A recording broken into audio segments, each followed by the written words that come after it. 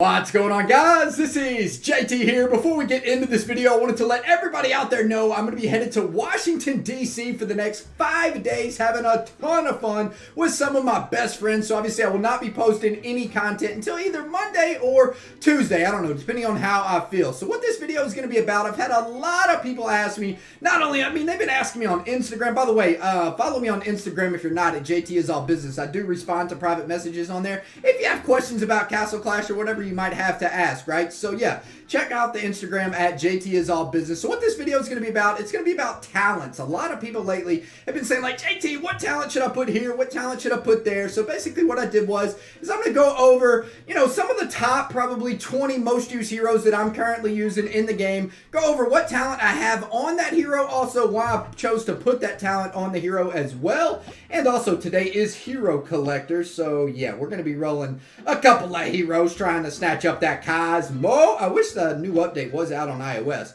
Freaking taking forever, boys. All right, so let's go ahead and get into it. We'll start off with the little girl herself. We got Candy Cane. Now you'll notice, obviously, I do have level 9 Sacred Light. And honestly, Sacred Light overall in this game is just like a powerhouse. It's one of the best talents in this game, in my opinion, because not only does it increase the max HP of your hero, but most importantly, it reduces the damage received by 60%. Now, why is that so absolutely insane? Well, let's just pretend Dov Keeper hits your Candy Cane for 1 million damage. Well, Candy Cane's only going to then be taking in, 400,000 damage because we're reducing that damage by 60%.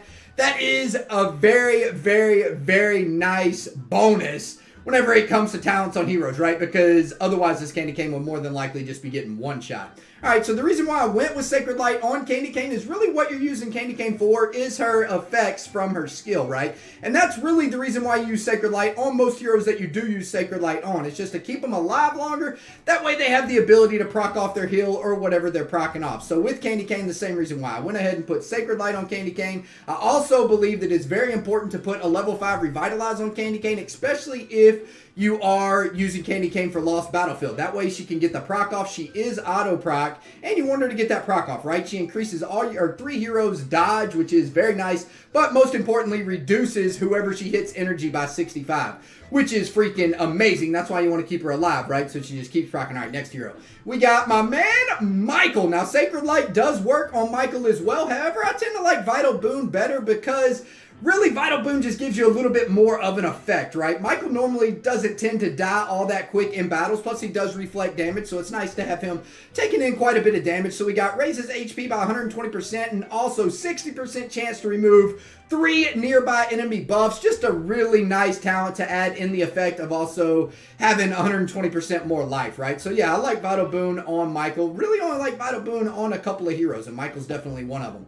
Also, we got Unholy Pact on Lavanica. Now, one of the reasons why I went with Unholy Pact on Lavanica is because, honestly, it's impossible to kill Lavanica in this game, right? So why not stick the most insane amount of damage possible on Lavanica, which is Unholy Pact. And, of course, it does increase the damage received by Lavanica on Lavanica, but that doesn't matter because Lavanica can only take in 10,000 damage at a time. So, right, so yeah, there is a 2-second little reach where Lavanica could possibly get one shot.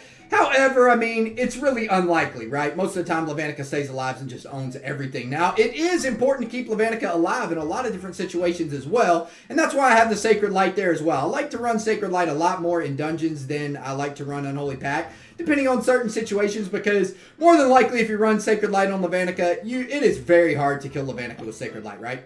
So we got Commodore. We got Bulwark on Commodore. It increases the attack and max HP in battle by 90%. So not only does this increase Commodore's attack by 90%, which is very nice, especially when you have those anchors just procking down on people non-stop, but it also increases Commodore's HP by 90% as well. So you got HP and attack, kind of a 2-for-1. And one thing to note about Commodore, the more damage she does, the more life you gain back, right? So that's kind of why I went with Bulwark here. I was like, all right, I could go fully defensive, but you know what? I'm not going to do that. I'm going to change it up a little bit, go with Bulwark. So she just has more damage, and the more damage she does, the more life she receives upon dishing out. So we got Lazuli next. In my personal opinion, Revive is by far the best talent on Lazuli, and pretty much for just everything. I mean, HBM, Lost Battlefield, Dungeon running, whatever you run, Lazuli just shines so much with Revive on him. And you know what I mean, he dies. If he dies, he comes back up, and then he procs instantly. But not only is he proc instantly, he's immune when he does proc. And his overall splash damage is just so much. Lazuli is one of the heroes that I like level 9 revive on. He's actually one of the only heroes I really like it on, and it really shines on Lazuli. I do tend to go with the 8 revitalize on Lazuli. That way he just gets the proc off right away in Lost Battlefield, and it even helps out in dungeons. And man, he is an animal in guild wars as well, trying to get that 100%. Alright, we got Cosmo next. Alright, for Cosmo, I went with level 9 Sacred Light. Same type of reason as the other heroes you really go on Sacred Light with. You really want Cosmo to be dishing out as many Twilights as possible. The more Twilight known, the longer Cosmo can stay alive, the better, right? So Sacred Light is, in my opinion, the best defensive talent in the game. So that's why we went with Sacred Light. And I also went with some double defense. We also got Survival on Cosmo as well, just to keep her alive even longer and also to boost that HP up when she gets low. So we got Golem next. What do I got? Level 9 Sacred Light on Golem as well. I mean, it's very important to have Golem as tanky as possible, right? You do not care about how much damage Golem's putting out pretty much in any situation, unless it's like a one-on-one situation. You really don't care about Golem's damage. You want to keep him alive as long as possible. I also went with 5 Revitalize as a crest set on Golem, and the reason why is because you want Golem pretty much in all situations to proc right at the start as well, and the reason why is because as soon as Golem procs, not only does it dish your full entire team heals, he also reduces the amount of damage they take by how much? 63%, which is a strong stat, right? I mean, that's basically 2 Sacred Lights in themselves. So, I mean, if you're running Sacred Light, you have Golem proc, that's another 63% of damage reduction. That is just an overall insane amount. Next, we got Pumpkin Duke. Now, Pumpkin Duke is very versatile, one of the most versatile heroes in the game. You can really go with tons of different talents on Pumpkin Duke, including Revitalize as his main talent. It really helps when you get that proc right at the start if you are free to play. Helps out a ton in dungeons. That's what I did on my free to play, and it worked out really well for me. I'm all the way past 710, right? Now, Sacred Light does work really well in dungeons and other game modes as well. I like Sacred Light a bunch on Pumpkin Duke. You can also go, if you want to gain a ton of energy, you can go with Regenerate on Pumpkin Duke. You can go with Empower on Pumpkin Duke. Zerk kind of fell off on Pumpkin Duke. My 3 favorite talents are Regenerate, Empower, and Sacred Light when it comes to the Duke. And obviously I have tons of level 5, level 8 Revitalize, whatever. So that's why I didn't go with Revitalize, because I can just put it as a crest set, right? Next, we have Heartbreaker. Now, Heartbreaker is one of the first heroes that, or not one of the first heroes, but one of like the first, I don't know. She came out a long time ago. Most of the heroes that come out a long time ago have very low HP. And that's why I tend to stick Sacred Light, because you don't want Heartbreaker to get one shot from a Boogeyman. And really the only spot I use Heartbreaker at is Lost Battlefield for the energy reduction on other heroes. And for other reasons as well. Her damage is very nice. But again, you don't want her to get one shot, and to avoid that, you go ahead and throw a Sacred Light on her, and most of the time she can stay alive at least to get her first proc off, right? So that is very important. Next, we have Anubis. Anubis is very versatile as well, especially if you're a free-to-play player. You really don't want to put like your best talent on Anubis, because he does revive 3 times, right? Normally, pretty much anything can go on him. I do like Flame Guard on him. For some reason, in Lost Battlefield, I've noticed, I've been in one-on-one situations where it's been my Flame Guard Anubis versus Breakthrough level 20 Lavanica.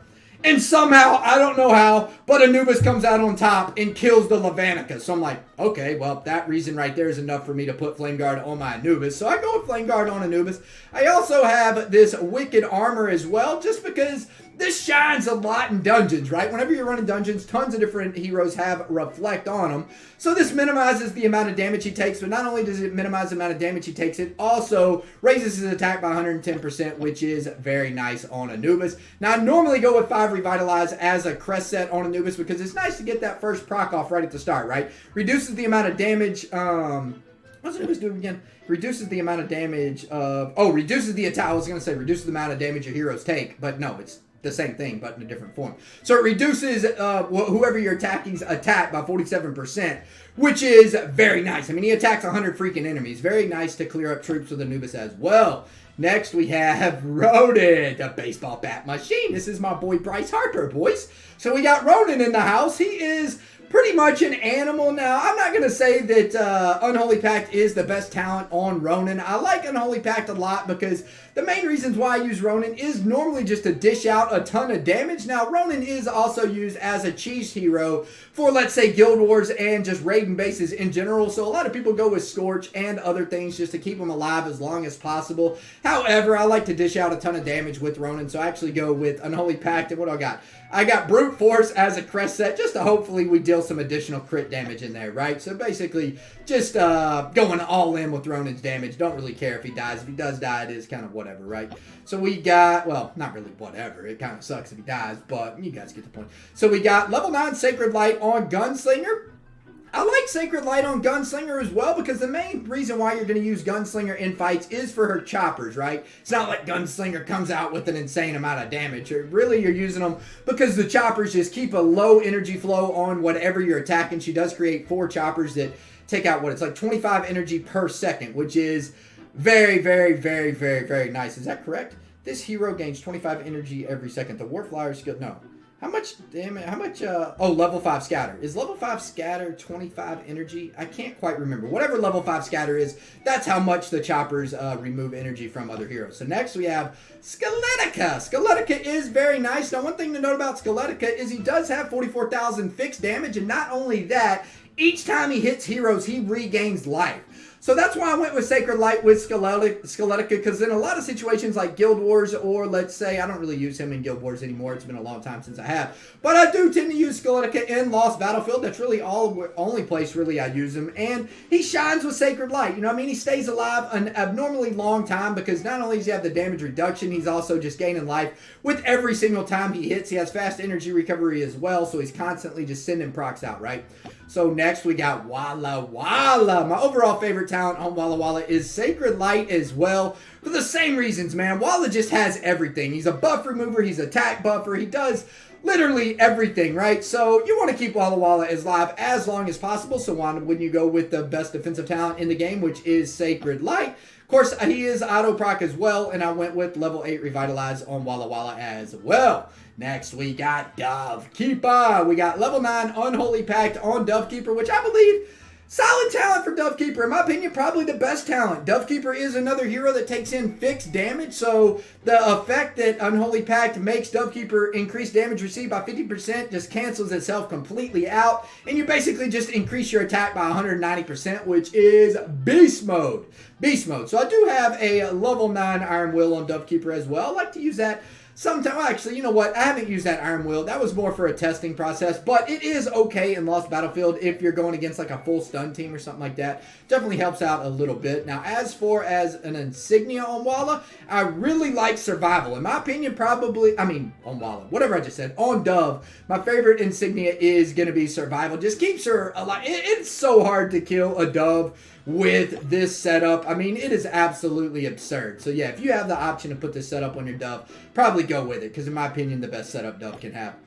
We also got Sarina. Sarina is an auto proc hero. We got level 9 Sacred Light on Sarina as well. Again, the same thing as Walla. Pretty much all healers, you're not using them for damage, right? You're using them for what they can provide in the battle. And with Arms Race, her skill, she provides quite a lot, right? She obviously she gives one hero 100% more attack, which is absolutely insane. Very nice. But not only that, she revives all your heroes on the battlefield. So, I mean, the longer Sarina stays alive, the better. Even if you have other heroes dying, you can clutch up by having that Sacred Light on Sarina and keep all other heroes revived up, right? And then bring them all back to life if Sarina is alive. Now, Sarina is auto proc, so I do tend to use Sarina quite a bit in Lost Battlefield. That's why I went with the level 8 Revitalize. What do we got next? We got Mahatma. Mahatma is one of those heroes where, honestly, in my opinion, you can use quite a few different talents. I mean, you can even use Berserk on Mahatma, to be honest with you guys. But I like Zealous Drive the most. The reason why is because not only does it reduce the damage that Mahatma takes, it also increases her range, which is very nice for the range hero Mahatma. That way she's just like not right in up front, right? Now, it also increases her attack, which is very nice. The more damage Mahatma is doing, the better. You do want to keep Mahatma alive as long as possible. And in my opinion, what I've found to work best is you really want a Life Drain on Mahatma somewhere. You can put Life Drain as a main talent on Mahatma, but I tend to use it as a crest set because I do like that extra range and extra damage on Mahatma as my main talent. Alright, so next we got Ratty Rascals. Not too many people use Ratty Rascals, but if you do, go ahead and throw yourself a Sacred Light on Ratty Rascals, because one of the reasons why you want Sacred Light on Ratty Rascals is because Ratty Rascals is 3 different heroes at once, right? All 3 guys do something a little bit different, but the main captain is who you want to keep alive, because if you keep the main captain alive, he's then going to be summoning all the other guys as well, and it's just it's nice to keep him alive, right? Sacred Light, throw it on Ratty Rascals. Now I don't know why I have, don't copy me with the life drain on Ratty Rascals. I'm not exactly sure why I have that there. It definitely keeps him alive longer, but in my opinion, survival would still probably be better on Ratty Rascals, no doubt about that. Unless, I didn't actually think about this, I wonder if life drain works for all his summons. Probably not. Alright, so next we got Rosaline. Rosaline does have fixed damage, so you're not going to want to stack attack on Rosaline. You are going to want to put something defensive on there, so again, why not go with the best defensive talent in the game, which is Sacred Light, so that's what we went with there, and we also have a level 8 Revitalize for Lost Battlefield, because Rosaline is auto-proc, get that proc in right at the start and try to kill some stuff very quickly.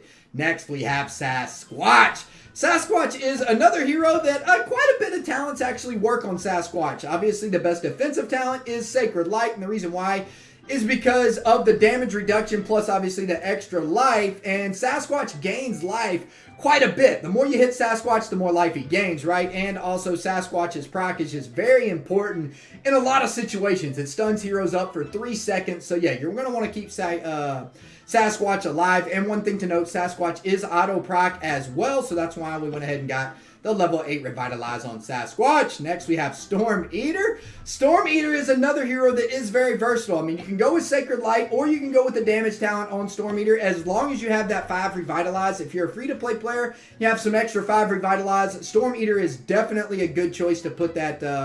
I feel like I'm saying the hero's names wrong quite a bit. Did I just call him Sasquatch? I can't remember. But yeah. Revitalize is a very nice main talent to put on Storm Eater. Not only does it increases damage the higher you raise it, also he is auto proc, and not only that, he stuns everything for 3 seconds, which is very nice. You want him to get his proc off right at the start. If he doesn't, he has a high chance of dying, right? So, of course, I have more than enough Revitalize. That's why I went with Sacred Light and Revitalize in the backup. Ashura, another hero I really love Vital Boon on. Now, some people do like Sacred Light. I'm not against using Sacred Light on Ashura, but it does reduce the amount of damage he does reflect. One thing to note about Ashura is he reflects 50% of all incoming damage, which is very nice. So that's why I was like, all right, let's go ahead and stack the HP on Ashura. Plus, also, we have a chance to remove enemy buffs with the Vital Boon. Very nice combination, especially since Ashura's kind of a non-stop energy remover. Once Ashura procs, he's just sitting there removing energy, 26 energy every second from 5 heroes. Just sitting there non-stop. He only procs once. Once he procs, it is all done. So that's why you really wouldn't want to throw a level 5 Revitalize anywhere on Ashura, just because it's not necessary, right? Once he procs one time, then he's procking throughout the whole fight. So you really want to give him something like Survival or more damage. Whatever you want to give him, you want to give him something else besides Revitalize. Next, we got Boogeyman. Now, what I personally use Boogeyman for is one-shotting other heroes. What's best for one-shotting other heroes? Why not the best talent in the game? Level 9 Unholy Pact. Now, it does make Boogeyman a little bit squishier, but one thing about Boogeyman is whenever he hits a target, even if the target has, let's say, Flame Guard, Blade Shell, whatever, anything that reflects damage, it's not going to matter because no matter how hard Boogeyman hits that hero, he only gains, he only receives 5,000 total reflected damage. So, yeah, I mean, Boogeyman is pretty much a beast if you can keep him in the back of the battlefield and allow him not to get hit. Now, if he gets hit, he's going to die very fast with that level 9 Unholy Pact. So, I mean, if you want him to be a little bit more tanky, you could go with, I guess, War God. But I like to just go with the overall one-shot effect on Boogeyman, especially for Lost Battlefield. Now, you'll notice he'll one-shot pretty much everything in the game. I mean, even I don't think except for a Dov Keeper. Yeah, I mean, he can even one-shot Levanica if the timing's right. Yeah, I'm pretty sure he can one-shot pretty much everything, especially Walla Walla, Storms, those Ares, those really weak heroes. You have that level 9 Unholy Pact. He is auto-proc as well, so you're definitely going to want to go with level 8 Revitalize on Boogeyman. Next, we got Plant Warrior. Again, not really that used. This hero's kind of underpowered in my opinion. What IGG needs to do is they need to start increasing or giving us updates that balance the heroes out a little bit. Like, why would you come out with a brand new hero and then have him suck? Like, that doesn't make any sense. Balance this guy out. Make him a little bit better than he is. You know what I mean? I went with Sacred Light, but honestly, I don't even use Plant Warrior. He is out of practice, so I went with the level 8 Revitalize as well. So, yeah, I mean, that is my 2 cents on what talents I have. I mean, if you guys have any other questions, feel free. Just leave it in the comments below. I'm sure somebody in the comments will answer. I missed a couple of heroes in the game, but I didn't feel like going over every single hero, right? This is what I went over. So, yeah, let's get into some quick hero collector action before we end this video. I'll go ahead and snatch up Cosmo just real quick, because why not? Let's roll 9,000 gems one time for the Cosmo. Y'all ready for Cosmo, my first legend? Cosmo me up. Lady Leo. My first legend without an egg up is going to be Cosmo, baby. Come on, Cosmo. Cosmo. Death Knight. No, thank you, Death Knight. Ain't nobody care about you, bro. We got Rock. No, we need Cosmo. Come on, Cosmo. Oh, was that Cosmo? I don't know. We got 2,000 gems left. For 1 second, I looked to see how many gems. Of course, Cosmo. All right, next legend from... Ooh, Dov Keeper. Is Dov Keeper in here? And we got absolutely nothing. Oh, yeah, that does it. Anyway, guys, hope this video helped you guys out. And, yeah, I am out of here for now. Everybody have a wonderful week and weekend. Peace. Guys, did you know that my dream is to eventually have 1 million subscribers? Please hit the subscribe!